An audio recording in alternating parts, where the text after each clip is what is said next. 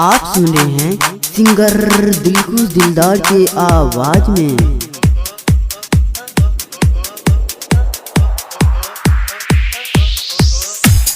महबूब recording studio Bhairavanna Chowk Singheshwar.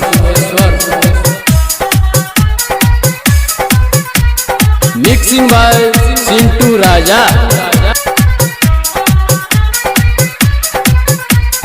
खाले खाले खाले गे हे खाले खाले खाले गे खाले खाले खाले गे खाले खाले खाले गे खाले तू पान छौड़ी हमरा के दुकान के हमरा के दुकान के हमरा के दुकान के खाले तू पान छौड़ी हमरा के दुकान के भेज तो छौरा सबसे जन पहचान गे जन पहचान गे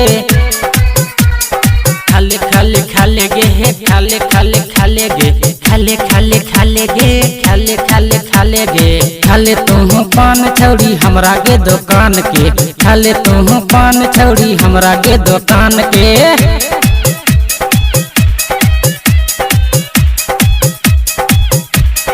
महबूब रिकॉर्डिंग स्टूडियो भैरवन्ना चौक सिंहेश्वर। अबे स्टूडियो हमरा के दुकान के हमरा के दुकान के हमरा के दुकान के हमरा के दुकान के।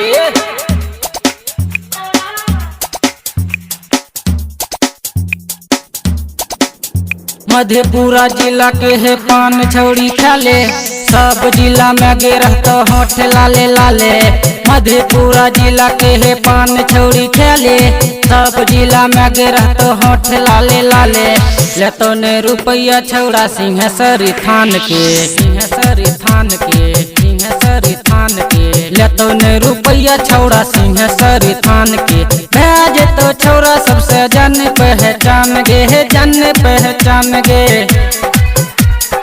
खाले खाले खाले गे हे खाले खाले खाले गे खाले खाले खाले गे खाले खाले खाले गे खाले तू पान छौड़ी हमरा के दुकान के खाले तू पान छौड़ी हमरा के दुकान के। अबे स्टूडियो अबे स्टूडियो अबे स्टूडियो महबूब रिकॉर्डिंग स्टूडियो भैरवन्ना चौक सिंहेश्वर।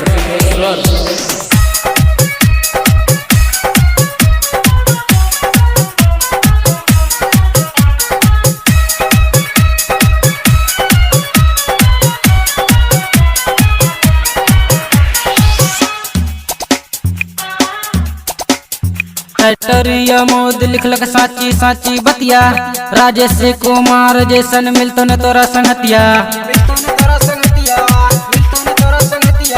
राइटरिया मोद लिखलक साची साची बतिया सीना तू राजा जैसन मिलतो न तोरा संगतिया दिल खुश दिलदार पूरा करतो तोरा अरमान के तोरा अरमान के तोरा अरमान के दिल खुश दिलदार पूरा करतो तोरा अरमान के भेज तो छौरा सबसे जान पहचान गे जान पहचान गे